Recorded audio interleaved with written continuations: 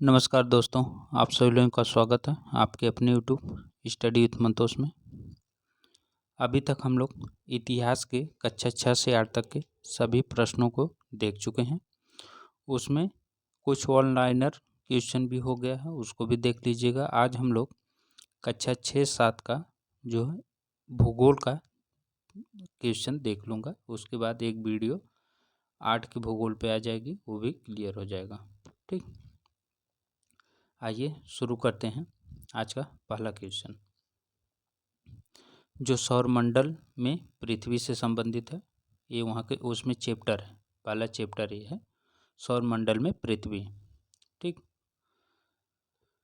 देखिए इसमें है, पहला क्वेश्चन है कि सूर्य से तीसरा सबसे नज़दीक ग्रह कौन सा है। सूर्य से तीसरा सबसे नज़दीक ग्रह कौन सा है? ऑप्शन है शुक्र, पृथ्वी, बुध, मंगल। सही ऑप्शन है पृथ्वी। ठीक, सही ऑप्शन है पृथ्वी। अगर इसका क्रम देखना चाहते हैं तो क्रम देख लीजिए। बहुत लोग हैं, सबको मालूम होगा, कुछ लोग ऐसे होंगे जिनको भूल भी गया होगा। तो सबसे पहले हो जाएगा बुध, शुक्र, ठीक, पृथ्वी, मंगल, उसके बाद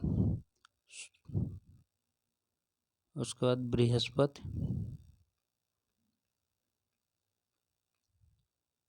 शनि, अरुण, वरुण। ठीक, ये है क्रम। सबसे नज़दीक बुध, सबसे दूर वरुण, सबसे बड़ा बृहस्पति, सबसे छोटा बुध। ठीक, इतना चीज़ याद करके रखिएगा। एक चीज़ और जान लीजिए, देखिए एक मैं आप लोगों को कविता टाइप बता देता हूँ, बस ये याद करके रखिए, आप लोगों को पूरा क्लियर हो जाएगा, एक क्वेश्चन बन जाएगा यहाँ से। देखिए, हम हैं नीले, ठीक, पति हैं पीले, शुक्र बहन चमकीली है, शुक्र बहन चमकीली है, लाल है मंगल, शनि है काला, शनि है काला, और अरुण पर हरियाली। ठीक, अब ये देख लीजिए, हम हैं नीले, पति हैं पीले, शुक्र बहन चमकीली है, लाल है मंगल, शनि है काला, और अरुण पर हरियाली। इसका मतलब समझ लीजिए, समय नहीं ज़्यादा लगेगा। हम मतलब कि पृथ्वी, हम मतलब पृथ्वी, ठीक, पृथ्वी कैसी है? नीली है।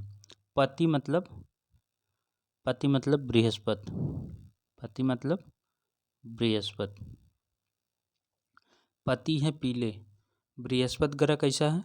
पीला है। ठीक, शुक्र बहन, शुक्र को बहन भी बोला जाता है, पृथ्वी का भागिनी भी बोला जाता है। तो पृथ्वी बोल रही है शुक्र बहन जो है वो है चमकीली। ठीक, शुक्र बहन चमकीली है। ठीक, और लाल है मंगल, मंगल ग्रह कैसा है? लाल है। ठीक, शनि कैसा है? काला है। अरुण कैसा है? हरा है। ठीक, तो पृथ्वी नीला, बृहस्पति पीला, शुक्र जो है इसे बहन भी बोला जाता है और इसे चमकीला ग्रह भी बोला जाता है, और लाल ग्रह को मंगल ग्रह बोला जाता है, शनि ग्रह को काला ग्रह बोला जाता है, अरुण को हरा ग्रह बोला जाता है। बस इतना ही याद करना है और ज़्यादा कुछ नहीं। ठीक, चलिए, रेड धब्बा अगर पूछे कहाँ है? रेड धब्बा, ठीक, रेड धब्बा पूछे तो बृहस्पति पर। चलिए अगला देख लेते हैं। अगला प्रश्न है कि क्षुद्र ग्रह किन कक्षाओं के बीच पाए जाते हैं। तो क्षुद्र ग्रह किन कक्षाओं के बीच पाए जाते हैं। ऑप्शन है शनि एवं बृहस्पति, मंगल एवं बृहस्पति, बृहस्पति एवं पृथ्वी एवं मंगल, इनमें से कोई नहीं। इसका सही ऑप्शन कौन सा है। सही ऑप्शन है ऑप्शन नंबर 2, मंगल और बृहस्पति के बीच में क्षुद्र ग्रह पाई जाती है। इसे अवान्तर ग्रह भी बोलते हैं। ठीक, अवान्तर ग्रह, एस्टेरॉयड। अगला देख लीजिए। अगला है कि किस ग्रह को पृथ्वी की जुड़वा बहन के नाम से जाना जाता है। अभी मैं बात किया था, शुक्र को जाना जाता है। ठीक, चलिए अगला देख लेते हैं। ध्रुव तारे से किस दिशा का ज्ञान होता है। तो ध्रुव तारे से किस दिशा का ज्ञान होता है। दक्षिण, उत्तर, पूर्व, पश्चिम। सही ऑप्शन है उत्तर। ध्रुव तारे जो होते हैं वो हर समय उत्तर दिशा में होते हैं। ठीक, चलिए अगला देखते हैं। अगला प्रश्न है कि निम्नलिखित कथनों पर विचार करें। ग्रह शब्द ग्रीक शब्द प्लानेटाई से आया है जिसका अर्थ है घुमक्कड़। ग्रह शब्द ग्रीक शब्द के प्लेटनाई शब्द से आया है जिसका अर्थ है घुमक्कड़। बृहस्पति, शनि और अरुण के चारों ओर छल्ले पाए जाते हैं। ठीक, देख लीजिए नीचे दिया हुआ है। तो इसका सही ऑप्शन कौन सा है। इसका सही ऑप्शन है ऑप्शन नंबर 3, दोनों सही है। ठीक, वो ग्रीक भाषा के प्लाटनाई शब्द से आया है और उसका मतलब होता है घुमक्कड़। और बृहस्पति, शनि और अरुण के ऊपर छल्ला पाया जाता है, ये भी सही है। ठीक, चलिए अगला प्रश्न देख लेते हैं। देखिए अगला प्रश्न है, निम्नलिखित में विचार करें। सूर्य, 8 ग्रह, उपग्रह, ध्रुव, उल्कापिंड। ठीक, अब नीचे देख लीजिए ऑप्शन दिया है।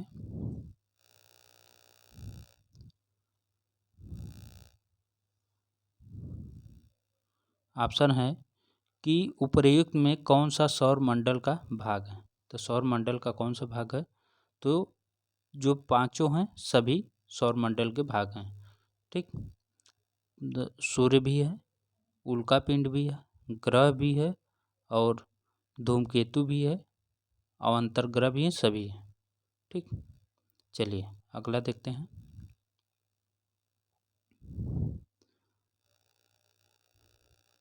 अगला प्रश्न है,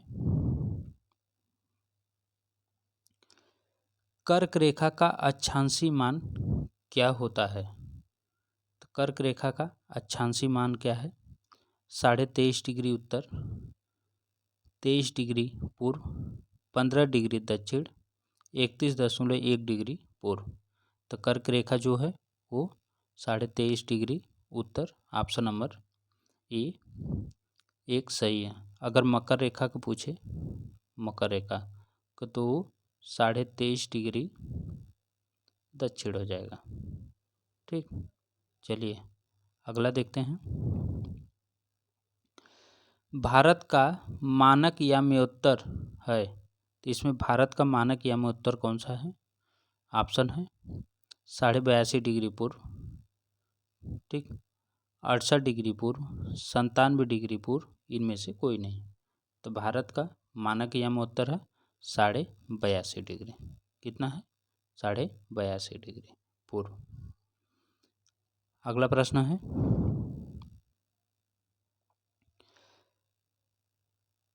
कर्कवृत्त किस गोलार्ध में स्थित है। तो कर्कवृत्त किस गोलार्ध में स्थित है। ऑप्शन है उत्तरी गोलार्ध, पूर्वी गोलार्ध, दक्षिणी गोलार्ध, पश्चिमी गोलार्ध। सही ऑप्शन है कर्कवृत्त जो है वो उत्तरी गोलार्ध में स्थित है। ठीक, चलिए अगला देखते हैं।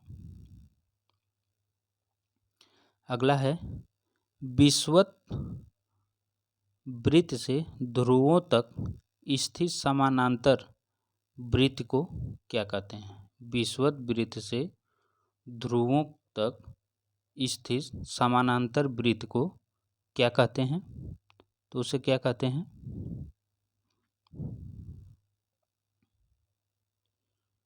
ऑप्शन है अक्षांश रेखाएं, देशांतर रेखाएं, आर्कटिक वृत्त, इनमें से कोई नहीं। तो इसका सही ऑप्शन कौन सा है? उसे क्या कहते हैं? तो इसका सही ऑप्शन है ऑप्शन नंबर 1 अक्षांश रेखाएं। उसे कहते हैं अक्षांश रेखाएं। ठीक, चलिए अगला देखते हैं।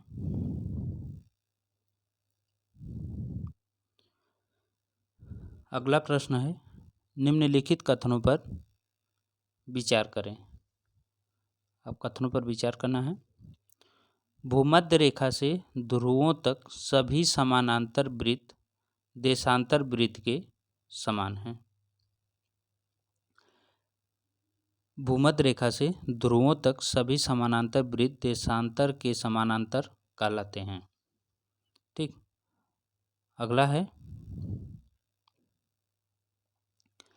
भूमध्य रेखा 0 डिग्री अक्षांश का प्रतिनिधित्व करती है। अगला है, महाराष्ट्र में चंद्रपुर और ब्राज़ील में बेलो होरिज़ोंटे दोनों एक ही अक्षांश पर स्थित है। ठीक, तीन में बताना है कि इसमें सही ऑप्शन कौन सा है, जो है प्रश्न नंबर 5 में। ठीक, तो इसका सही ऑप्शन है ऑप्शन नंबर 4, उपर्युक्त सभी सही हैं। ठीक, इसमें सभी सही हैं। चलिए अगला देखते हैं। अगला प्रश्न है, भारत GMT से 5.5 घंटा आगे है। ठीक, GMT से 5.5 घंटा आगे है। रूस ने 11 मानक समय को अपनाया है। ठीक, अगला दिया है कि पृथ्वी को प्रत्येक 1 घंटे के 24 क्षेत्रों में विभाजित किया गया। तो इसका सही ऑप्शन कौन सा है? तो इसका सही ऑप्शन है ऑप्शन नंबर 4, उपर्युक्त सभी सही है कि इसमें जो है उसको जो है 24 क्षेत्रों में विभाजित किया गया है 1-1 घंटे पे, तभी 24 घंटा होता है। ठीक, तो इसमें उपरोक्त सभी सही हैं। अगला देखिए,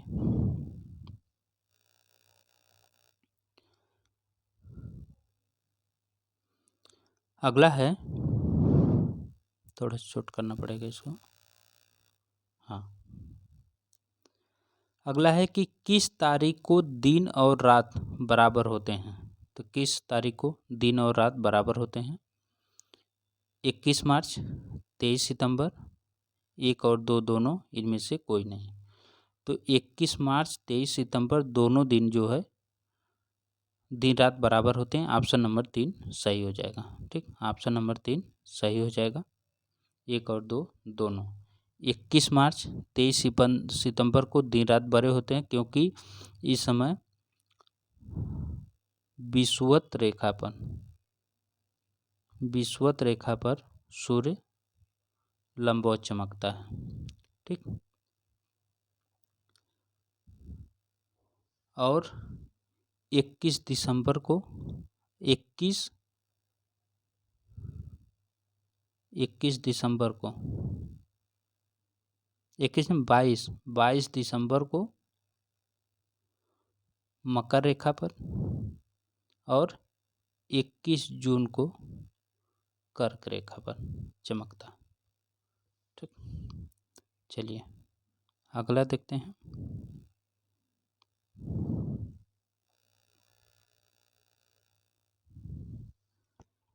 अगला प्रश्न देखते हैं, प्रश्न नंबर 2। ये दूसरे चैप्टर का है प्रश्न। ठीक, ये प्रश्न दूसरे चैप्टर का है। प्रश्न है कि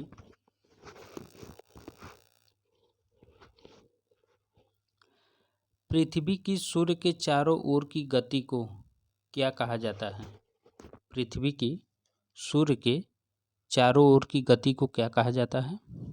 ऑप्शन है घूर्णन, परिक्रमण, झुकाव, भ्रमण।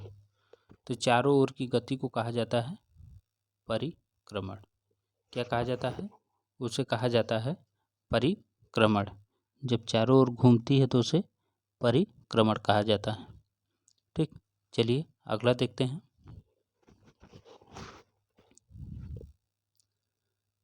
अगला प्रश्न है कि पृथ्वी अपनी कक्षा में घूमते हुए सूर्य के चारों ओर एक चक्कर कितने दिन में पूरा करती है? तो पृथ्वी अपने कक्ष में घूमते हुए सूर्य के चारों ओर कितने समय में एक चक्कर पूरा करती है? ऑप्शन है, ऑप्शन थोड़ा छोटा करेंगे तब देखिए, ये देखिए ऑप्शन है 368 सही 1/4 दिन, 370 सही 1/4 दिन, 366 सही 1/4 दिन, 365 सही 1/4 दिन। तो इसका सही ऑप्शन कौन सा है? इसका सही ऑप्शन है ऑप्शन नंबर 4, 365 सही 1/4 दिन। ठीक, चलिए अगला देखते हैं।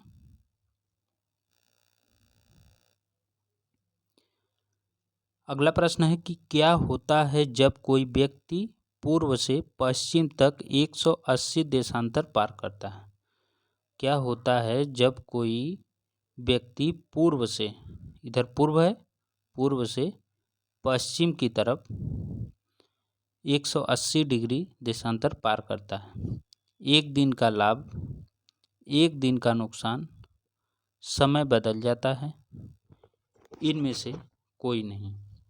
तो इसका सही ऑप्शन कौन सा है? तो इसका सही ऑप्शन है ऑप्शन नंबर 2, एक दिन का नुकसान होता है, क्योंकि इधर जाने के बाद एक दिन समय घट जाता है। ठीक, चलिए अगला देखते हैं।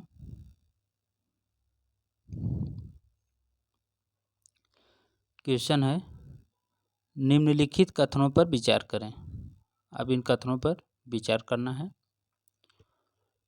सूर्य के चारों ओर चक्कर लगाने में पृथ्वी को 365 सही 1/4 दिन लगते हैं। अभी इसके बारे में पीछे बात हुई थी। पृथ्वी की ध्रुवी जो एक काल्पनिक रेखा है अपने कक्षीय तल के साथ 66.5 डिग्री का कोण बनाती है। इसमें बताना है कि उपर्युक्त कथनों में से कौन सा सही है। केवल एक, केवल दो, एक और दो, दोनों, इन न एक न दो। तो इसका सही ऑप्शन है दोनों सही। ठीक, इसमें दोनों सही। अगला प्रश्न है निम्नलिखित कथनों पर विचार करें। सूर्य की किरणें सीधे कर्क रेखा पर पड़ती हैं। दूसरा है आर्कटिक वृत्त के आगे की जगहें लगभग 6 महीने तक लगातार दिन के उजाले का अनुभव करती हैं। भूमध्य रेखा के उत्तर के क्षेत्रों में गर्मी है। चौथा है इन जगहों पर सबसे लंबी रातें और सबसे छोटा दिन 21 जून होता है। ठीक, तब इसमें बताना है कि कौन सा सही है। ठीक, अब ये पूछ रहा है कि उपर्युक्त में से कौन सा कथन उत्तरी गोलार्ध में 21 जून के संबंध में सच है। तो इसमें कौन सा सही हो जाएगा? तो इसका सही ऑप्शन है 1, 2, 3 जो है वो सही। ठीक, 1, 2, 3 इसका सही है। ठीक, चलिए अगला देखते हैं। अगला प्रश्न है कि पृथ्वी की स्थिति जिसे शीतकालीन संक्रांति कहा जाता है जिसे शीतकालीन संक्रांति कहा जाता है, जो है कौन सा है? ऑप्शन है 21 मार्च, 22 दिसंबर, 23 सितंबर, 21 जून। अभी इसके बारे में बात किया था। उत्तरी गोलार्ध में जो है वो शीतकालीन संक्रांति जो है वो 22 दिसंबर होती है। ठीक, चलिए अगला देखते हैं। अगला चैप्टर है ये कौन सा? मानचित्र। मानचित्र चैप्टर है। मानचित्र चैप्टर से क्वेश्चन लिया गया। ठीक, आइए देखते हैं। इसमें पहला क्वेश्चन है, चुंबकीय सुई की दिशा हमेशा किस दिशा में होती है? तो चुंबकीय सुई की दिशा हमेशा किस दिशा में होती है? उत्तर दक्षिण में, पूर्व पश्चिम में, दक्षिण पश्चिम में, उत्तर पश्चिम में। तो इसका सही ऑप्शन कौन सा हो जाएगा? तो इसका सही ऑप्शन हो जाएगा ऑप्शन नंबर 1, ये उत्तर दक्षिण दिशा में होती है। ठीक, चुंबकीय सुई की जो दिशा होती है वो हर समय उत्तर दक्षिण दिशा में होती है। अगला है, एक छोटा क्षेत्र का बड़े पैमाने पर खींचा गया रेखा चित्र क्या कहलाता है? एक छोटे क्षेत्र का खींचा गया चित्र क्या कहलाता है? ऑप्शन है प्रतीक, रूढ़ प्रतीक, खाका, इनमें से कोई नहीं। तो इसका सही ऑप्शन कौन सा हो जाएगा? तो इसका सही ऑप्शन है ऑप्शन नंबर 3, उसे खाका कहा जाता है। ठीक, अगला है कि निम्न में से क्या मानचित्र का घटक है? इसमें मानचित्र का घटक कौन सा है वो बताना है। जो है ऑप्शन है दिशा, दूरी, चिन्ह, उपरोक्त सभी। सही ऑप्शन है उपरोक्त सभी। अगला है, मुख्य दिशाओं का पता लगाने के लिए क्या प्रयोग किया जाता है? तो मुख्य दिशाओं का पता लगाने के लिए क्या प्रयोग किया जाता है? वात सूचक, बैरोमीटर, पैमाना, दिक् सूचक। तो इसका सही ऑप्शन कौन सा हो जाएगा? तो इसका सही ऑप्शन है ऑप्शन नंबर 4, दिक् सूचक। दिशाओं का पता लगाने के लिए दिक् सूचक का प्रयोग किया जाता है। अगला है, वृक्षों के वितरण को दिखाने वाले मानचित्र को क्या कहा जाता है? ऑप्शन है भौतिक मानचित्र, थीमेटिक मानचित्र, राजनीतिक मानचित्र, इनमें से कोई नहीं। तो वृक्षों के वितरण को दिखाने वाले मानचित्र को क्या कहा जाता है? तो उसे बोलते हैं थीमेटिक मानचित्र। क्या बोलते हैं? थीमेटिक मानचित्र। ठीक, थीमेटिक मानचित्र में जो है वो वृक्षों को दिखाया जाता है। ठीक, चलिए अगला देखते हैं।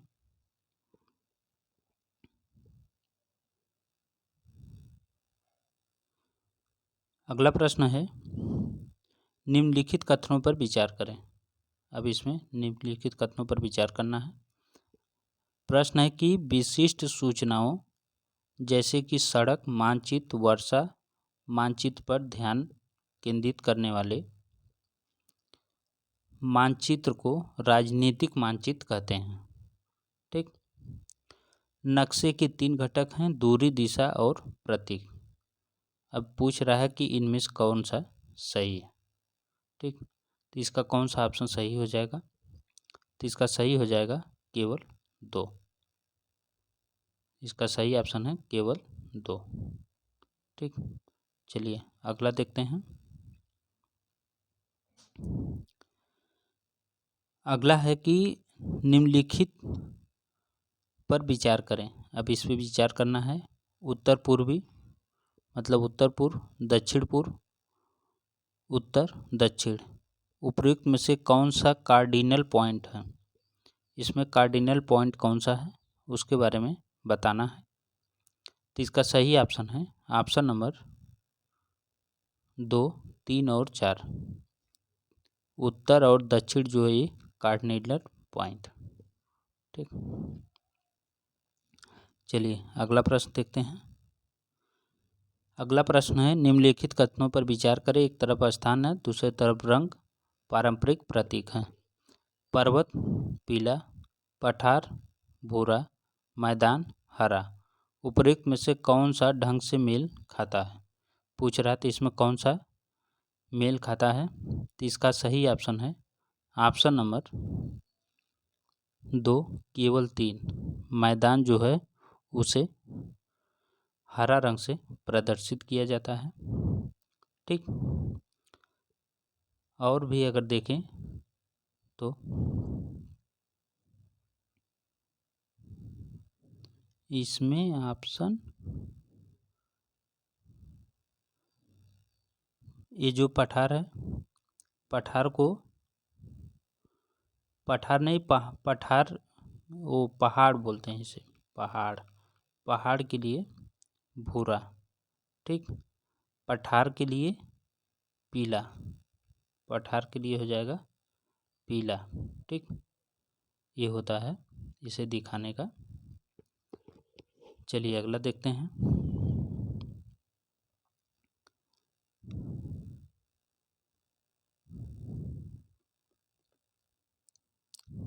ये देखें, अगला प्रश्न है, पृथ्वी के प्रमुख परिमंडल से। ठीक, इसमें है कि पृथ्वी के जिस ठोस भाग पर हम रहते हैं उसे क्या कहते हैं? ऑप्शन है वायुमंडल, भूमंडल, जलमंडल, समतापमंडल। सही ऑप्शन है उसे भूमंडल कहते हैं। ठीक, चलिए अगला देखते हैं। विश्व का दूसरा सबसे बड़ा महाद्वीप कौन सा है? दूसरा पूछ रहा है, एशिया, उत्तरी अमेरिका, अफ्रीका, ऑस्ट्रेलिया। तो इसका सही ऑप्शन है अफ्रीका। अफ्रीका दूसरा है, एशिया जो है वो पहला है। ठीक, चलिए अगला देखते हैं। विश्व की पहली महिला कौन थी जिन्होंने एवरेस्ट पर कदम रखा था? ऑप्शन है जुंगो ताबेई, बछेंद्री पाल, नौगर्ग शेरपा, इनमें से कोई नहीं। तो इसका सही ऑप्शन है जुंगो ताबेई। जुंगो ताबेई जो है वो सबसे पहले रखी थी इस पे। एक कौन थी? तो ये जापान की पर्वतारोही थी। कहाँ की थी ये? जापान की। ये भी पूछ सकता है कि ये कहाँ की थी, तो ये जापान की थी। ठीक, चलिए अगला देखते हैं।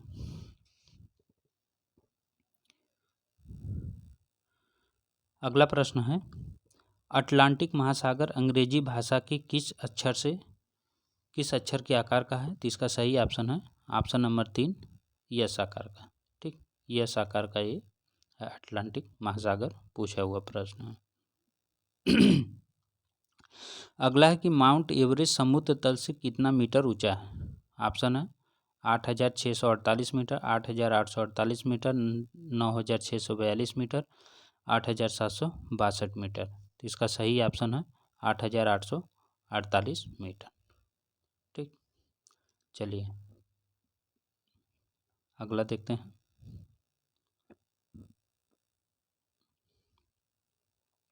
निम्नलिखित कथनों पर विचार करें। स्थल मंडल में पृथ्वी की परत की चट्टानें और मिट्टी की पतली परतें शामिल हैं। ठीक, और क्या है?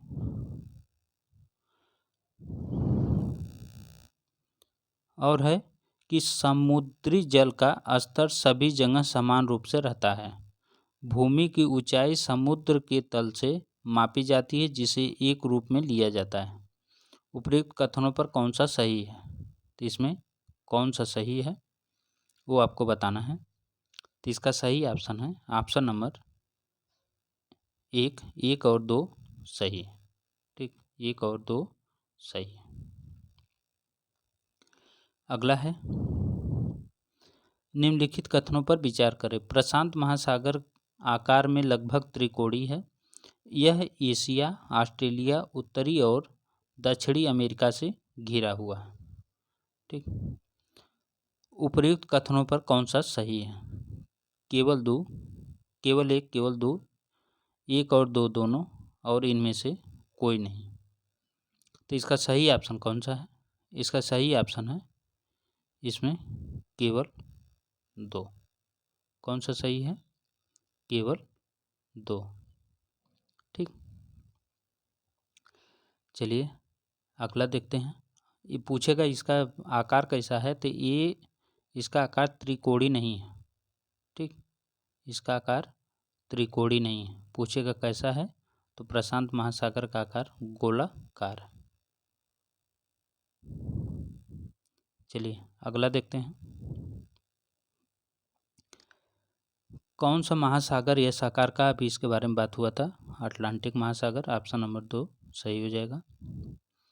अगला है कौन सा एकमात्र महासागर किसी देश के नाम पर है, तो कौन सा है?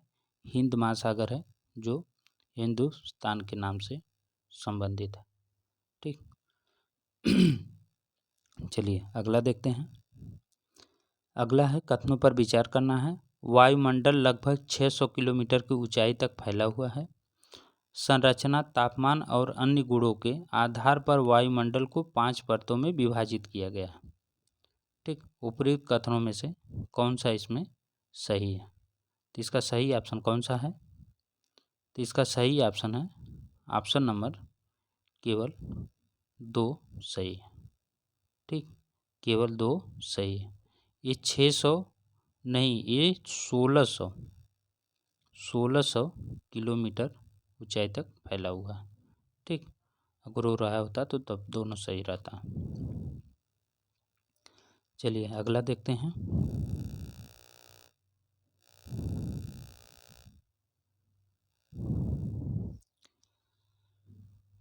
अगला है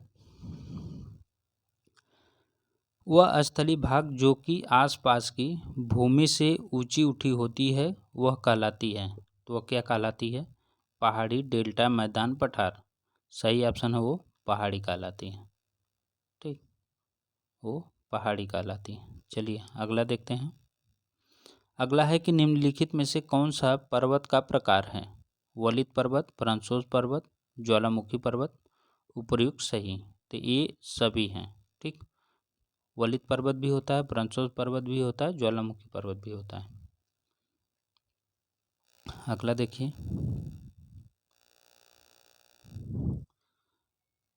अगला प्रश्न है पृथ्वी की भूपर्पटी पर दूसरा सबसे प्रचुर तत्व है।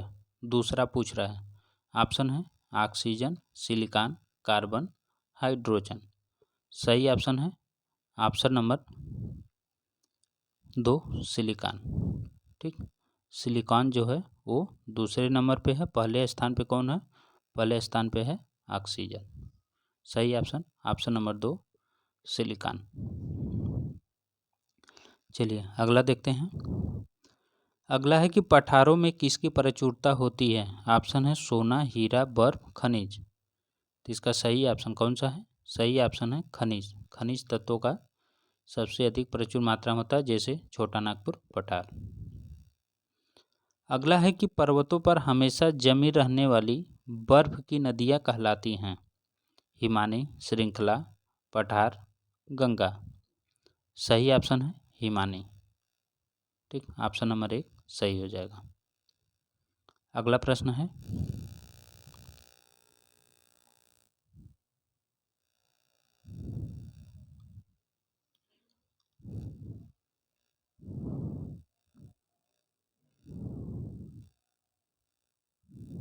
कौन से हम लोग क्वेश्चन पे थे? ये सब तो हो गया था। हाँ, इस क्वेश्चन पे थे ना। ये है क्वेश्चन नंबर, ये हो गया, ये भी हो गया था। हम लोग क्वेश्चन नंबर 6 पे थे। ठीक, किस पे? 6 पे। चलिए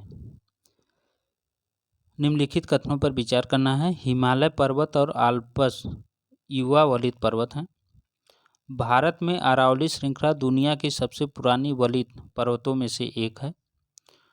उत्तरी अमेरिका में अपलेशियन और रूस में यूराल पर्वत बहुत पुराने वलित पर्वत हैं। तो इसमें बताना है कि इसमें सही ऑप्शन कौन सा है जो है। तो इसका सही ऑप्शन है ऑप्शन नंबर 4, ये सभी सही है। ठीक, ये सभी सही है, ऑप्शन नंबर 4 सही है। चलिए अगला देखते हैं।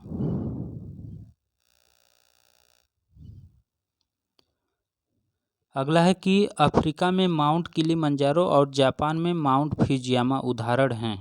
अभी किसके उदाहरण हैं? ऑप्शन है ब्लैक पर्वत, युवा तह पहाड़, बहुत पुराने तह पहाड़, ज्वालामुखी पर्वत। सही ऑप्शन है ज्वालामुखी पर्वत, ऑप्शन नंबर 4 सही। अगला प्रश्न है कि दुनिया का सबसे ऊंचा पठार है। ऑप्शन है दक्कन का पठार, पूर्वी अफ्रीका का पठार, ऑस्ट्रेलिया का पश्चिमी पठार, तिब्बत का पठार। सही ऑप्शन है तिब्बत का पठार, ऑप्शन नंबर 4 सही। चलिए अगला देखते हैं।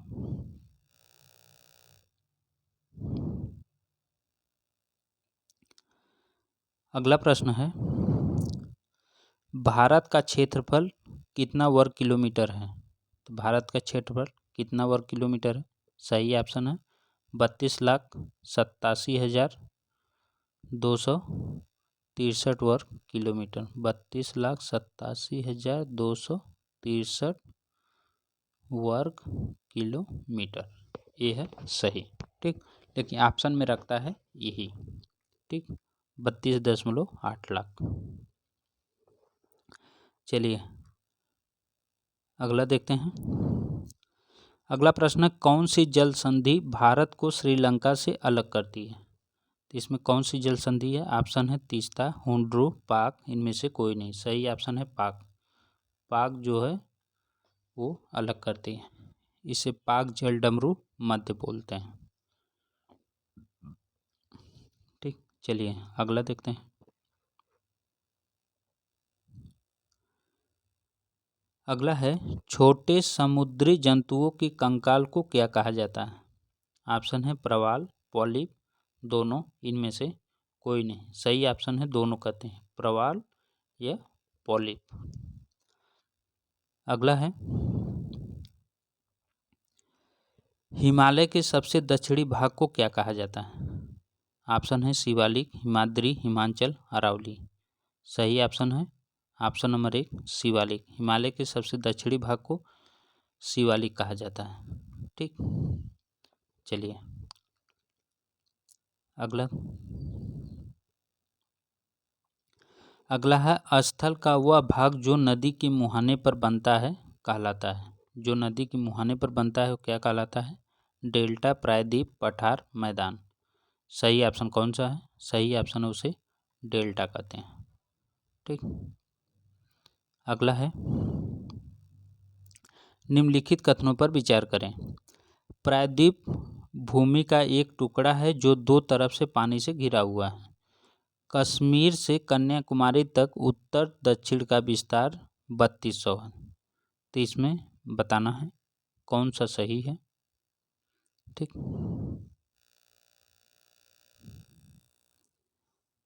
तीसरा ऑप्शन है कि अरुणाचल प्रदेश से कच्छ तक पूर्व से पश्चिम विस्तार 2900 किलोमीटर है।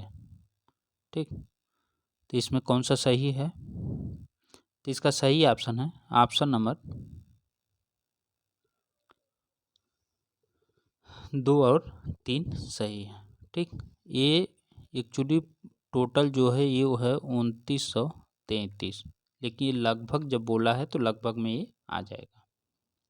ठीक, चलिए अगला देखते हैं। निम्नलिखित कथनों पर विचार करें। इसमें निम्नलिखित कथनों पर आपको विचार करना है। कथन है कि प्रायद्वीप पठार आकार में त्रिकोणीय है। नर्मदा और तापी नदियां अरावली पहाड़ियों से होकर बहती हैं। ठीक, तीसरा दिया है कि ये पश्चिम की ओर बहने वाली नदियां हैं जो अरब सागर में गिरती हैं। तो इसका सही ऑप्शन कौन सा है? इसका सही ऑप्शन है ऑप्शन नंबर 1 और 3 सही है। ठीक, चलिए अगला देखते हैं।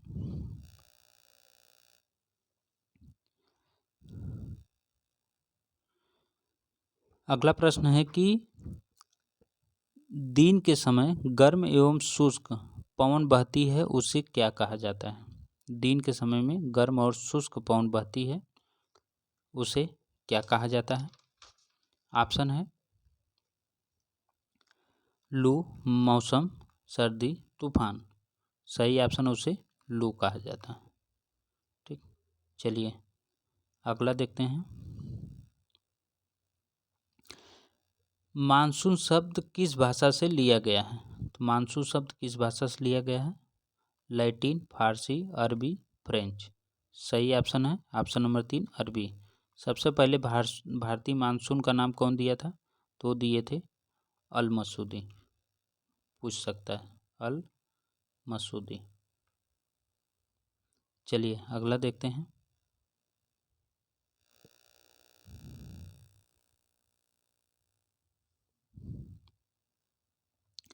अगला प्रश्न है कि किसी स्थान की जलवायु किस पर निर्भर करती है? स्थिति, ऊंचाई, समुद्र से दूरी, उपयुक्त सभी।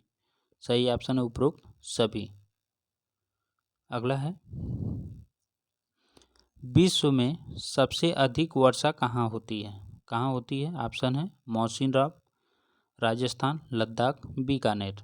सही ऑप्शन है ऑप्शन नंबर 1 मौसिनराम। कहाँ है ये? मेघालय में। चलिए अगला देखते हैं। गुजरात के गिर वन में कैसे शेरों का निवास है? अफ्रीका, अफ्रीकी, एशियाई, बिहार, इनमें से कोई नहीं। तो इसका सही ऑप्शन है एशियाई। ठीक, इसे बब्बर शेर भी बोलते हैं, बब्बर शेर। अगर पूछे कि जंगली गधा कहाँ पाए जाते हैं? जंगली गधा ते पाए जाते हैं कच्छ के रण में। ठीक, कच्छ के रण में। चलिए अगला देखते हैं। घास, झाड़ियाँ तथा पौधे जो बिना मनुष्य की सहायता से उपजते हैं, उन्हें कहा जाता है? ऑप्शन वनस्पति, कृत्रिम वनस्पति, प्राकृतिक वनस्पति, इनमें से कोई नहीं। उसका सही ऑप्शन है जो स्वयं उगते हैं उन्हें बोला जाता है प्राकृतिक वनस्पति, और जो मनुष्य द्वारा उगते हैं उसे कृत्रिम बोला जाता है। ठीक, इसका सही ऑप्शन ऑप्शन नंबर 3 सही। चलिए अगला देखते हैं। अगला प्रश्न है, कथनों पर विचार करना है। एशियाई शेर भारत का राष्ट्रीय पशु है। असम में एक सींग वाले गैंडे पाए जाते हैं। ठीक, और जंगली गधे कच्छ के रण में पाए जाते हैं। अभी इसके बारे में सही बात किया था पीछे जो है, ठीक, कि वो कच्छ के रण में पाए जाते हैं। तो इसका सही ऑप्शन कौन सा है? उपर्युक्त सभी सही हो जाएंगे। ठीक, उपर्युक्त सभी सही। चलिए अगला देखते हैं।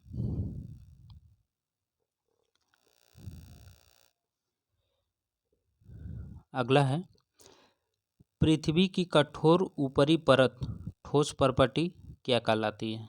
जलमंडल, स्थलमंडल, जैवमंडल, समतापमंडल। इसका सही ऑप्शन है उसे स्थलमंडल कहते हैं। ठीक, क्या बोलते हैं? स्थलमंडल। अगला है, वस्तु विनिमय पद्धति क्या अर्थ है? अदला बदली का व्यापार, वस्तुओं का आयात, वस्तुओं का निर्यात, वस्तुओं का निर्माण। सही ऑप्शन है अदला बदली व्यापार होता है वस्तुओं में। जिसके पास एक वस्तु अधिक होती है तो वो वही वस्तु दूसरे आदमी को देकर उससे तो अपने लिए जो वस्तु नहीं होती है वो चीज़ लेता है। ये होती है अदला बदली। जनजातियों में सबसे अधिक ये चीज़ें की जाती थी। अगला है कि पर्यावरण के कितने घटक हैं? 2, 3, 4, 5। कितने हैं? तो इसका सही ऑप्शन है ऑप्शन नंबर 2, 4। पर्यावरण के कितने घटक हैं? 4। कौन कौन है? वायुमंडल, वायुमंडल, जीवमंडल, स्थलमंडल, एक लास्ट है जलमंडल। ठीक, ये 4 है। चलिए अगला देखते हैं। ग्रीन हाउस प्रभाव कौन सी गैस पैदा करती है? Sulphur dioxide, carbon dioxide, monoxide, carbon monoxide, इनमें से कोई नहीं। सही ऑप्शन कौन सा है? Carbon dioxide. ऑप्शन नंबर 2 सही हो जाएगा।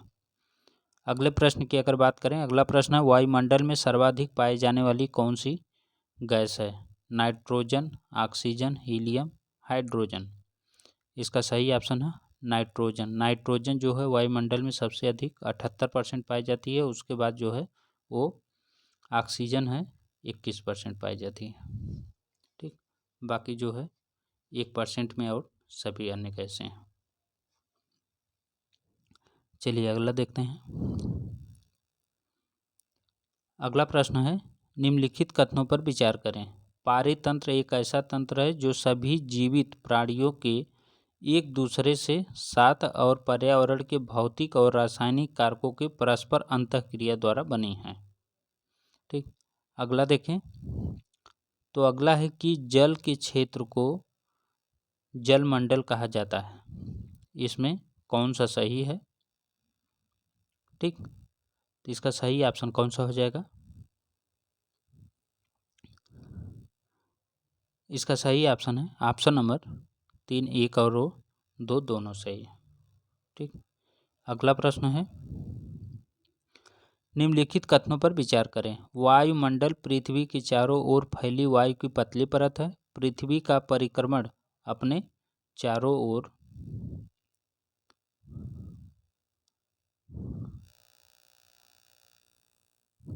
ओर के वायुमंडल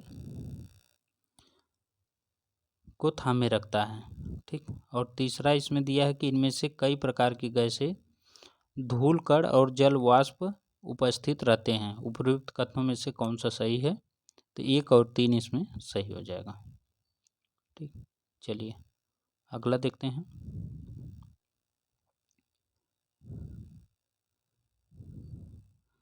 अगला प्रश्न है हमारी पृथ्वी के अंदर से संबंधित है। ठीक, इसमें है कि पृथ्वी की त्रिज्या कितनी है? तो पृथ्वी की त्रिज्या कितनी है? सही ऑप्शन है 6371 किलोमीटर पूछा हुआ है। ठीक, चलिए अगला देखते हैं। अगला प्रश्न है कि पृथ्वी की सबसे आंतरिक परत को क्या कहा जाता है? तो सबसे आंतरिक परत को क्या कहा जाता है? ऑप्शन है परपति, मेंटल, कोर, इनमें से कोई नहीं। सही ऑप्शन उसे कोर कहा जाता है।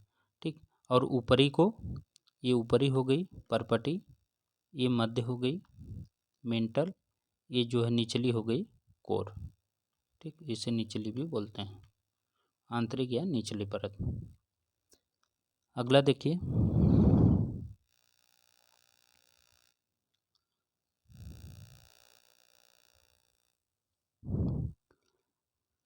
अगला प्रश्न है कि क्रोड मुख्य रूप से किसका बना है? तो क्रोड किसका बना हुआ है? इसका सही ऑप्शन है लोहा और निकेल का बना है। ठीक, लोहा और निकेल का बना है। इसका नाम है देखिए सियाल, सीमा, नीफे। तो ये सिलिकॉन और एल्युमिनियम का बना है, ये सिलिकॉन और मैग्नीशियम का बना है, और ये निकिल और फेरस का बना है। ठीक, ये होता है। चलिए अगला देखते हैं। अगला प्रश्न है कि जब द्रवित मैग्मा ठंडा होकर ठोस हो जाता है तब इस प्रकार बने चट्टान क्या कहलाते हैं? कायांतरी चट्टान, अवसादी चट्टान, आग्नेय चट्टान, जीवाश्म युक्त चट्टान। इसका सही ऑप्शन है उसे बोलते हैं आग्नेय चट्टान। चलिए अगला देखते हैं। अगला है कि निम्नलिखित कथनों पर विचार करें। पृथ्वी की सतह की आंतरिक परत क्रोड है। यह मुख्य रूप से निकेल और लोहे से बना है और इसे नीफे कहा जाता है। अगला है कि केंद्रीय क्रोड का तापमान और दबाव काफ़ी उच्च होता है। ठीक, तो इसमें बताना है कि उपयुक्त में से कौन सा सही है। तो इसका 1 और 2 सही है। ठीक, इसका 1 और 2 सही है। 1 मिनट थोड़ा से देखें तो केंद्रीय क्रोड का तापमान और दबाव काफ़ी उच्च होता है। इसमें सभी सही हो जाएगा, इसमें सभी सही। ठीक, इसमें सभी सही। चलिए अगला देखते हैं। अगला है कि निम्नलिखित कथनों पर विचार करें। आग्नेय शैलों को प्राथमिक शैल कहा जाता है। आग्नेय शैल को प्राथमिक शैल कहा जाता है। ग्रेनाइट बहिर्भेदी आग्नेय शैल का एक उदाहरण है। ग्रेनाइट जो है वो बहिर्भेदी आग्नेय शैल का एक उदाहरण है। अगला देखें तो अगला है द्रवित लावा पृथ्वी की सतह पर ठंडा होकर बहिर्भेदी आग्नेय शैल का निर्माण करता है। तो इसमें कौन सा सही हो जाएगा? तो इसका सही ऑप्शन है ऑप्शन नंबर 3, 1 और 3 सही है। इसमें 1 और 3 सही है। चलिए अगला देखते हैं। अगला चैप्टर है हमारी बदलती पृथ्वी से। देखिए प्रश्न है कि भूकंप की तीव्रता मापने की इकाई क्या है? तो भूकंप की जो तीव्रता है वो किस पे मापी जाती है? तो इसका सही ऑप्शन है रिक्टर स्केल पे मापी जाती है। ठीक, किस पे? रिक्टर स्केल पे मापी जाती है। ठीक, चलिए अगला देखते हैं। नदी के मुहाने पर बनने वाले स्थल रूप क्या कहलाती हैं? नदी के मुहाने पर जो स्थल रूप बनता है वो क्या कहलाता है? विसर्प, डेल्टा, जलप्रपात, छत्रक शैल। सही ऑप्शन है वो डेल्टा, डेल्टा कहलाता है। अगला है रेगिस्तान के अपरदन एवं निक्षेपण का प्रमुख कारक क्या है? पवन, बहता हुआ जल, हिमनद, इनमें से कोई नहीं। सही ऑप्शन है पवन, ऑप्शन नंबर 1 सही। अगला है कि वह स्थान जहां भूकंप उत्पन्न होता है उसे क्या कहते हैं? तो जहां भूकंप उत्पन्न होता है उसे क्या कहते हैं? उद्गम केंद्र, अधिकेंद्र, मूल केंद्र, इनमें से कोई नहीं। तो उसका सही ऑप्शन कौन सा है? सही ऑप्शन है उसे उद्गम केंद्र कहते हैं या फोकस बोलते हैं। फोकस, उद्गम केंद्र या फोकस। ठीक, चलिए अगला देखते हैं। और जहाँ पे महसूस होता है उसे अधिकेंद्र बोलते हैं, ईपी सेंटर, ईपी सेंटर। अगला देख लीजिए। सबसे ऊंचा जलप्रपात विश्व का पूछ रहा है, कहाँ पर स्थित है सबसे ऊंचा जलप्रपात? ऑप्शन है एंजल, विक्टोरिया, नियाग्रा फॉल्स, इनमें से कोई नहीं। तो इसका सही ऑप्शन है एंजल जलप्रपात। एंजल जलप्रपात कहाँ है? वेनेजुएला में, वेनेजुएला में। चलिए अगला देखते हैं।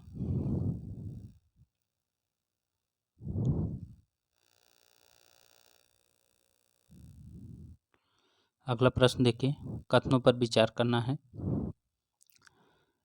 स्थल मंडलीय प्लेटों की गति के कारण पृथ्वी की सतह पर परिवर्तन होता है।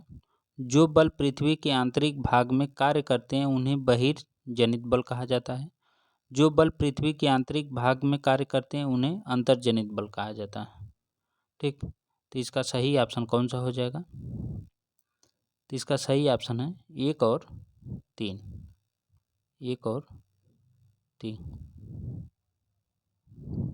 ठीक, चलिए अगला देखते हैं।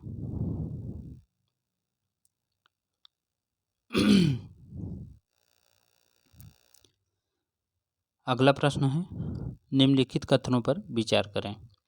अधिकेंद्र से कंपन बाहर की ओर तरंग के रूप में गमन करते हैं। उद्गम केंद्र के निकटतम भाग में सर्वाधिक क्षति होती है। इनमें कौन सा कथन सही है? ठीक, उधर ऊपर वाले कथन में गलत पूछा था ना, तो इसीलिए जब गलत है तो आंसर जो सही रहेगा वही माना जाएगा ना, तो वही सही था जो है, क्योंकि वो चीज़ें गलत हैं। ठीक, अब इसमें बताना है कि इसमें कौन सा सही है। ठीक, तो इसका सही ऑप्शन है ऑप्शन नंबर केवल एक सही। ठीक, इसमें केवल एक सही है। चलिए अगला देखते हैं। अगला है कि कथनों पर विचार करना है। भूकंप को मापने के लिए भूकंप लेखी का उपयोग किया जाता है। भूकंप की तीव्रता रिक्टर पैमाने पर मापी जाती है। तो इसमें कौन सा सही हो जाएगा? तो ये दोनों सही हैं। ठीक, ये दोनों सही हैं। जो है भूकंप को मापने के लिए भूकंप लेखी का उपयोग किया जाता है। भूकंप की तीव्रता रिक्टर स्केल पे मापी जाती है। सही है।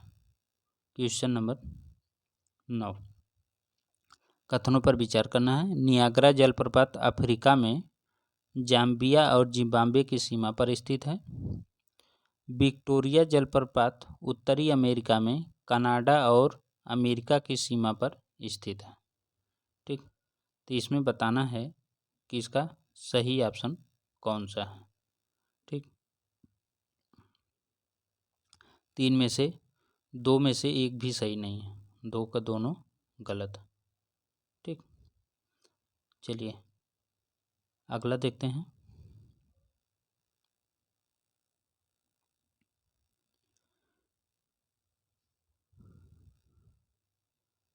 अगला प्रश्न है, रेगिस्तानी इलाकों में पवन के निक्षेपात्मक विशेषता के रूप में छोटी पहाड़ी संरचना को कहा जाता है। लोयस, बालू टिब्बा, छत्रक सैक, मरुद्यान। तो इसका सही ऑप्शन कौन सा है? सही ऑप्शन उसे बालू टिब्बा कहा जाता है। ठीक, चलिए अगला देखते हैं। अगला प्रश्न ये वायु से संबंधित है। ओजोन गैस वायुमंडल की किस परत में मौजूद होता है? ऑप्शन है समताप मंडल, बहिर्मंडल, क्षोभ मंडल, मध्यमंडल। तो इसका सही ऑप्शन कौन सा है? इसका सही ऑप्शन है समताप मंडल। समताप मंडल में जो है वो ओजोन गैस पाई जाती है। ठीक, ये बहुत फेमस है जो है ओजोन परत। चलिए अगला देखते हैं। अगला प्रश्न है कि हवाई जहाज वायुमंडल की किस परत में उड़ाते हैं? सही ऑप्शन है समताप मंडल, क्योंकि इसमें मौसम जो है वो समान रहता है। इसमें बिजली का चमकना, बारिश, बादल बनना ये सब नहीं होता है। ठीक, चलिए अगला देखते हैं। आंतरिक रूप से अंतरिक्ष से आने वाले उल्कापिंड वायुमंडल की किस परत में प्रवेश करते ही जल जाते हैं? बहुत फेमस है, मध्यमंडल में आते ही जल जाते हैं। ठीक, चलिए अगला देखते हैं। अगला है कि पृथ्वी के तापमान में वृद्धि को डॉट डॉट के रूप में जाना जाता है। तो किसके रूप में जाना जाता है? ऑप्शन है ग्रीन हाउस, भूमंडलीय, पारिस्थितिकी, इनमें से कोई नहीं। तो इसे भूमंडलीय तापन के नाम से जाना जाता है। अगला है पौधों के उनके उत्तरजीविता के लिए आवश्यक गैस है। तो कौन सी आवश्यक गैस है? नाइट्रोजन। ऑप्शन नंबर 3 सही हो जाएगा, नाइट्रोजन। अगला देखिए। अगला है इनमें से विचार करना है। वायुमंडल की परत और ऊंचाई दिया है। क्षोभ मंडल 13 किलोमीटर, समताप मंडल 50 किलोमीटर, बाह्यमंडल 80 किलोमीटर, मध्यमंडल 80 से 400 किलोमीटर। तो इसमें बताना है कौन सा इसमें सही है। ठीक, तो इसका सही ऑप्शन कौन सा है? तो इसमें 1 और 2 सही है, बाकी सभी जो है गलत है। ठीक, बाकी सभी जो है वो गलत है। चलिए अगला देखते हैं। कथन पर विचार करना है। वायुमंडल की सबसे ऊपरी परत आयन मंडल है। सबसे ऊपरी परत आयन मंडल बोल रहा है, ये चीज़ ध्यान रखिएगा। हीलियम और हाइड्रोजन जैसी हल्की गैस बहिर्मंडल से अंतरिक्ष में तैरती है। इनमें से कौन सा कथन सही है?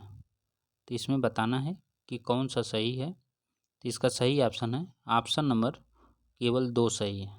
ठीक, क्योंकि सबसे बाह्य जो है वो आयन मंडल नहीं है, वो है बहिर्मंडल। चलिए अगला देखते हैं।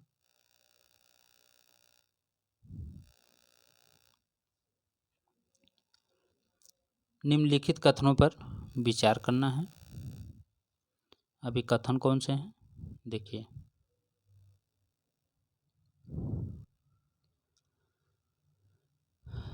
पहला है कि समुद्र स्तर पर वायुमंडल सर्वाधिक होता है और ऊंचाई पर जाने पर घटता जाता है। उच्च दाब बादल युक्त आकाश और नम मौसम के साथ जुड़ा होता है। तीसरा है कि वायुमंडल का क्षैतिज वितरण किसी स्थान पर उपस्थित वायु के तापमान द्वारा प्रभावित होता है। ठीक, केवल 1-2, केवल 2-3 और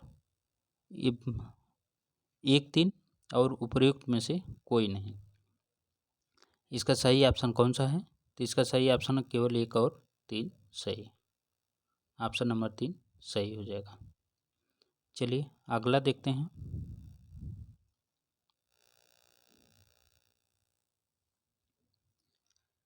अगला है कि वह कौन सी प्रक्रिया है जिसके माध्यम से पानी लगातार अपना रूप बदलता रहता है। ऑप्शन है जल चक्र, बारिश, वर्षा, वायुमंडल चक्र। तो इसका सही ऑप्शन कौन सा है? उसे बोलते हैं जल चक्र। क्या बोलते हैं? जल चक्र। अगला है विश्व जल दिवस कब मनाया जाता है? ऑप्शन है 25 मई, 22 मार्च, 5 जून, 27 अप्रैल। इसका सही ऑप्शन कौन सा है? इसका सही ऑप्शन है ऑप्शन नंबर 2, 22 मार्च को मनाया जाता है। विश्व जल दिवस जो है वो 22 मार्च को मनाया जाता है। ठीक, चलिए अगला देखते हैं।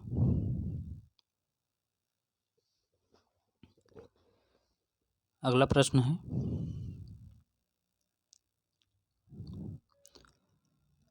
दिन में 2 बार नियम से महासागरीय जल का उठना और गिरना क्या कहलाता है?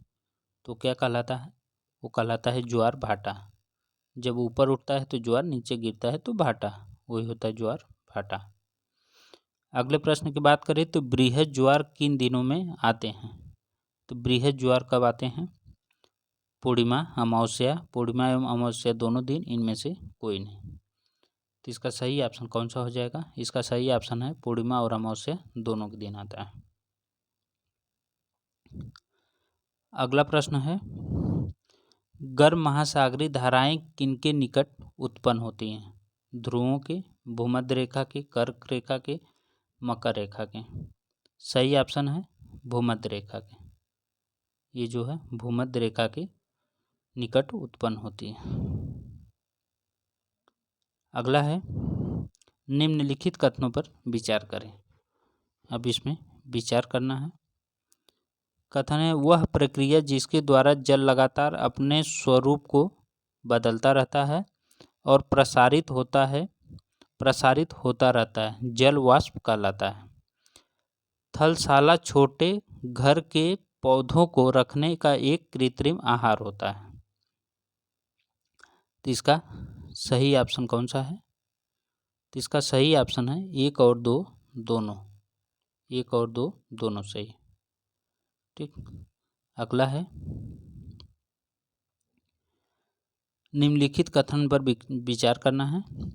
भूकंप, एक ज्वालामुखी उद्गार, जल के नीचे भूस्खलन, उपरोक्त गतियों में से किसका परिणाम सुनामी हो सकता है? तो ऑप्शन का है उपरोक्त सभी। भूकंप का भी, एक ज्वालामुखी उद्गार का भी, जल के नीचे भूस्खलन का भी। ठीक, चलिए अगला देखते हैं। निम्नलिखित कथनों पर विचार करें। दिन में 2 बार नियम से महासागरीय जल का उठना और गिरना ज्वार भाटा कहलाता है।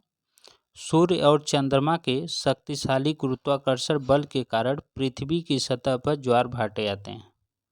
ठीक, तो इनमें कौन सा ऑप्शन सही है? तो इसका दोनों ऑप्शन सही है, 1 और 2 दोनों।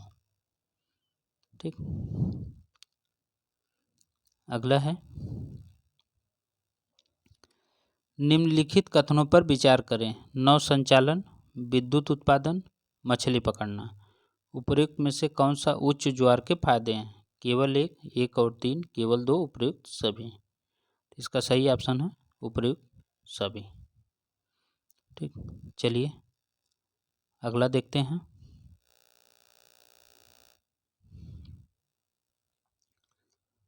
अगला क्वेश्चन है, यह प्राकृतिक वनस्पति एवं वन्य जीवन से।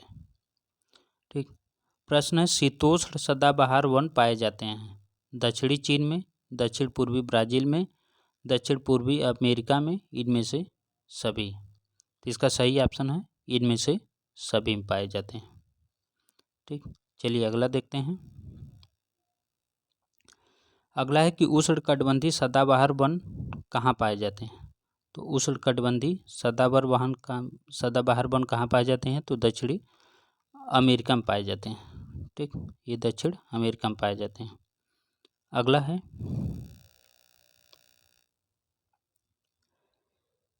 किस प्रकार के वन प्रदेश को विश्व का फलोद्यान कहते हैं। उष्णकटिबंधीय सदाबहार वन, शीतोष्ण पर्णपाती वन, शीतोष्ण सदाबहार वन, भूमध्य सागरीय वन। तो इसका सही ऑप्शन कौन सा है, भूमध्य सागरीय वन। ठीक, भूमध्य सागरीय वन। अगला है कि वनस्पति की वृद्धि किस पर निर्भर करती है।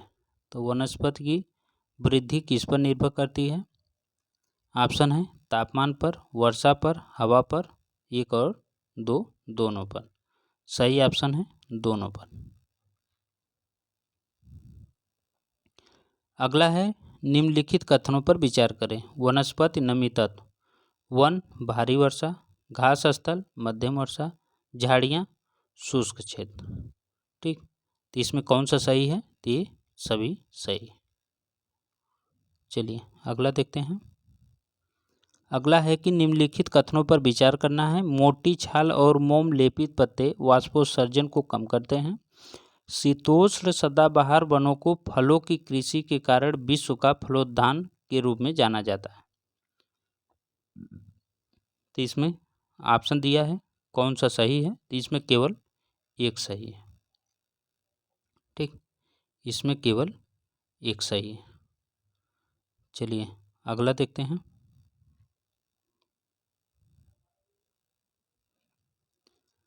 अगला है,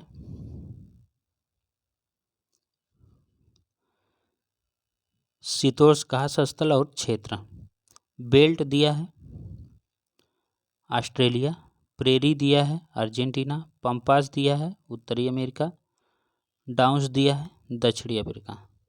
ठीक, उपरोक्त में से कौन सा सुमेलित है पूछ रहा है। तो इसका सही ऑप्शन कौन सा हो जाएगा, तो इसका सही ऑप्शन है केवल, इसमें सही ऑप्शन कौन सा है, तो इसका सही ऑप्शन है इनमें से कोई नहीं। ठीक, क्योंकि बेल्ट जो है, अगर हम बेल्ट की बात करें तो ये दक्षिण अफ्रीका की है, दक्षिण अफ्रीका की है। प्रेरी जो है ये उत्तरी अमेरिका की है। ठीक, पंपास की अगर हम बात करें तो पंपास जो है ये अर्जेंटीना की है। डाउन्स जो है ये ऑस्ट्रेलिया की है।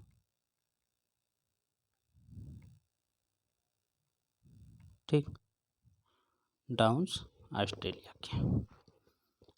चलिए अगला देखते हैं।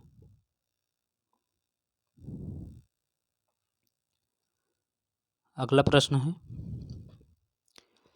डॉट डॉट एक दूसरे तक संदेश पहुंचाने की प्रक्रिया है। तो कौन सा है, सही ऑप्शन है संचार। ठीक, कौन है, संचार।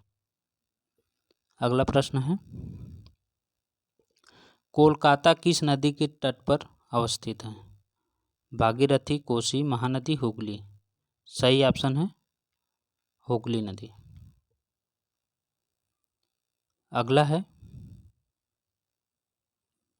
स्वर्णिम चतुर्भुज महामार्ग किन राज्यों को जोड़ती है। तो किन राज्यों को जोड़ती है, इसका सही ऑप्शन है ऑप्शन नंबर 1 दिल्ली, मुंबई, कोलकाता और चेन्नई को जोड़ती है। ठीक, इसे बोलते हैं स्वर्णिम चतुर्भुज महामार्ग।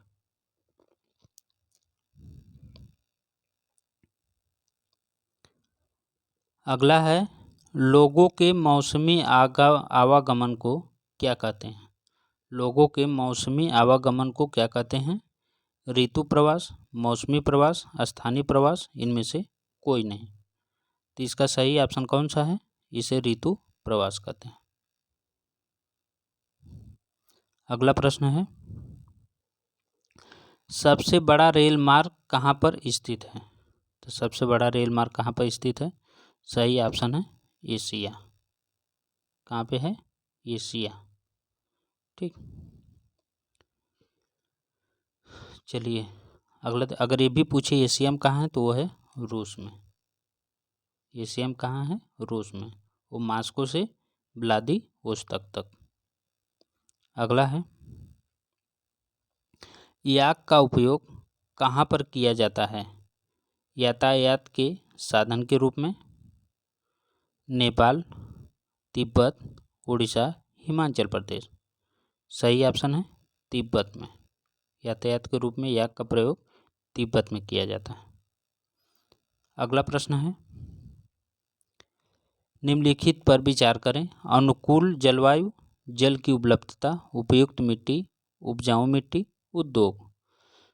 पूछ रहा है कि आदर्श बसाव वाले स्थल के रूप में चयन के लिए उपयुक्त में से कौन सा कथन इसमें सही है? तो इसमें कौन सा सही है? इसमें 1, 2, 3, 4 सही है। ठीक, चलिए अगला देखते हैं। अगला है, निम्नलिखित कथनों पर विचार करें। एक सघन बस्ती जहां भी समतल भूमि उपलब्ध है में पास पास बने आवासों का क्षेत्र है। ठीक, इस प्रकार की बस्ती ज़्यादातर पहाड़ी क्षेत्रों, घने जंगलों और अति विषम जलवायु वाले क्षेत्रों में पाई जाती है। ठीक, तो इसका सही ऑप्शन कौन सा है? तो इसका सही ऑप्शन है ऑप्शन नंबर 1, केवल एक सही। इसमें केवल एक सही। चलिए अगला देखते हैं।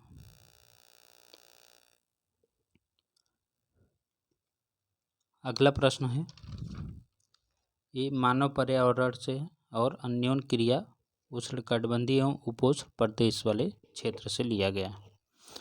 तो इसका है कि देवदार एक फर है, किसके प्रकार हैं? शंकुधारी वृक्ष, पर्णपाती वृक्ष, छुप, सदाबहार। तो इसका सही ऑप्शन है शंकुधारी वृक्ष। अगला प्रश्न है कि विश्व की सबसे बड़ी नदी कौन सी है?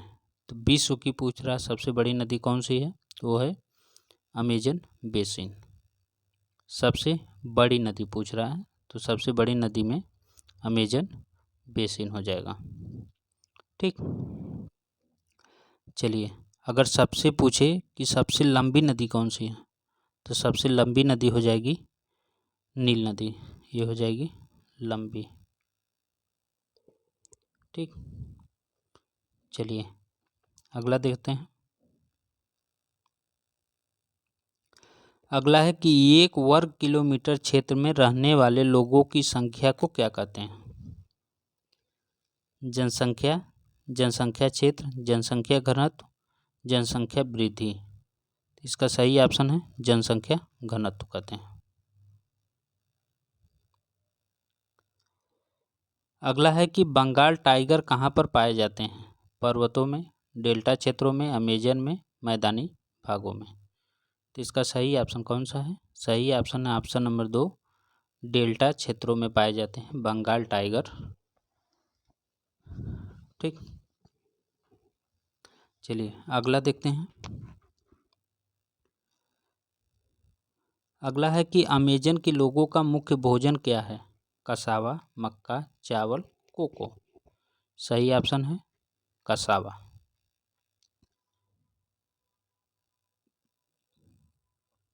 अगला है, वर्षा वन अमेजन में कौन सी फसलें उपजाई जाती हैं? टोपियोका, अनानास, शकरकंद, उपर्युक्त सभी। उपर्युक्त सभी। ठीक, चलिए अगला देखते हैं। कथनों पर विचार करना है। ठीक, इसमें दिया है पहला दिया है अमेजन नदी समशीतोष्ण क्षेत्र से होकर बहती है। यह पश्चिम में पहाड़ों से निकलकर पूर्व में अटलांटिक महासागर तक पहुंचती है। यह ब्राज़ील के भागों में, पेरू के कुछ भागों, बोलीविया, इक्वाडोर, कोलंबिया तथा वेनेजुएला के छोटे भागों में अपवाहित होती है। तो इसमें कौन सा सही है?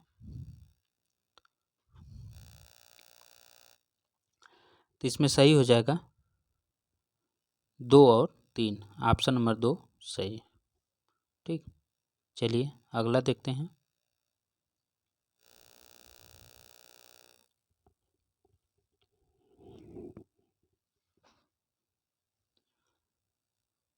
अगला है कि निम्नलिखित कथनों पर विचार करें। गंगा ब्रह्मपुत्र बेसिन 10 डिग्री से 40 डिग्री नॉर्थ अक्षांश के बीच स्थित है। यह उपोष्ण कटिबंधीय क्षेत्र में है। ठीक, तो इसका सही ऑप्शन कौन सा है? इसका सही ऑप्शन है ऑप्शन नंबर केवल 2 सही है। ठीक, अगला प्रश्न है, निम्नलिखित कथनों पर विचार करना है। वाराणसी, लखनऊ, पटना, कोलकाता उपरी शहर गंगा नदी के किनारे स्थित है। तो कौन सा शहर गंगा नदी के किनारे स्थित है इसमें? तो इसका सही ऑप्शन कौन सा हो जाएगा? देखिए, गंगा नदी के किनारे वाराणसी है। ठीक, एक और कौन है? पटना है। 2, ये दोनों जो है सही है। लखनऊ गोमती नदी किनारे है। कोलकाता जो है ये हुगली नदी किनारे है। ठीक, चलिए अगला देखते हैं।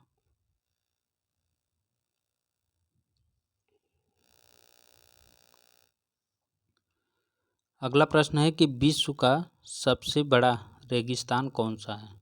विश्व का सबसे बड़ा रेगिस्तान कौन सा है? ऑप्शन है सहारा, ऑप्शन नंबर 2 सही है।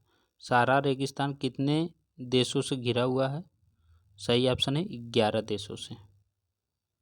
ठीक, ऑप्शन नंबर 3 सही है। अगला प्रश्न देखें तो सहारा रेगिस्तान में उगने वाली वनस्पति कौन सी है? सही ऑप्शन है कैक्टस, खजूर के पेड़, एकेसिया, उपरोक्त सभी। ठीक, अगला देखिए। अगला है कि लद्दाख को और किस नाम से जाना जाता है? तो लद्दाख को और किस नाम से जाना जाता है? इसका सही ऑप्शन है खा पा चान के नाम से जाना जाता है। अगला प्रश्न है, लद्दाख रेगिस्तान के अधिकांश निवासी हैं, तो का अधिकांश कौन से निवासी हैं? सही ऑप्शन है बौद्ध और मुसलमान हैं। कौन से हैं? बौद्ध और मुसलमान हैं। ठीक, चलिए अगला देखते हैं। लद्दाख में हेमिस एक प्रसिद्ध है, तो क्या है?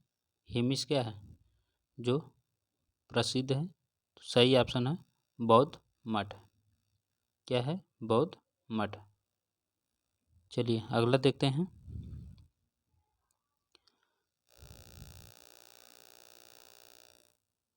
अगला प्रश्न है, निम्नलिखित कथनों पर विचार करना है। उत्तरी अफ्रीका में स्थित सहारा रेगिस्तान विश्व का सबसे बड़ा रेगिस्तान है। सहारा रेगिस्तान 8 देशों को स्पर्श करता है। अभी मैं बात किया ये 11 देशों को स्पर्श करता है।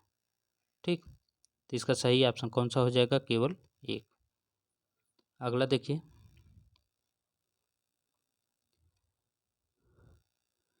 अगला है, निम्नलिखित कथनों पर विचार करें। लद्दाख जम्मू और कश्मीर के पश्चिमी किनारे पर स्थित एक ठंडा रेगिस्तान है।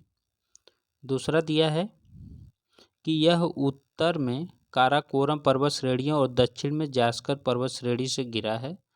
तीसरा है कि गंगोत्री हिमनद लद्दाख में पाया जाता है। ठीक, तो इसका सही ऑप्शन कौन सा है? तो इसका सही ऑप्शन है ऑप्शन नंबर 1 और 3। ठीक, इसका सही ऑप्शन कौन सा है? 1 और 3।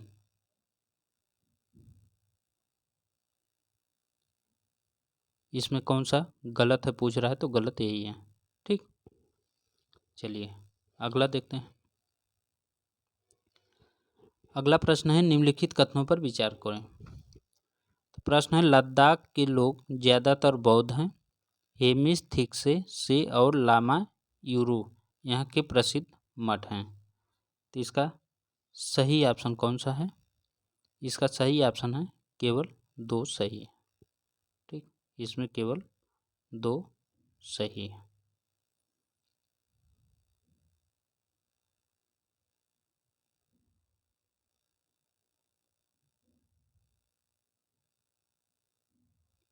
ये कौन सा प्रश्न था? प्रश्न नंबर 9 ना। ठीक,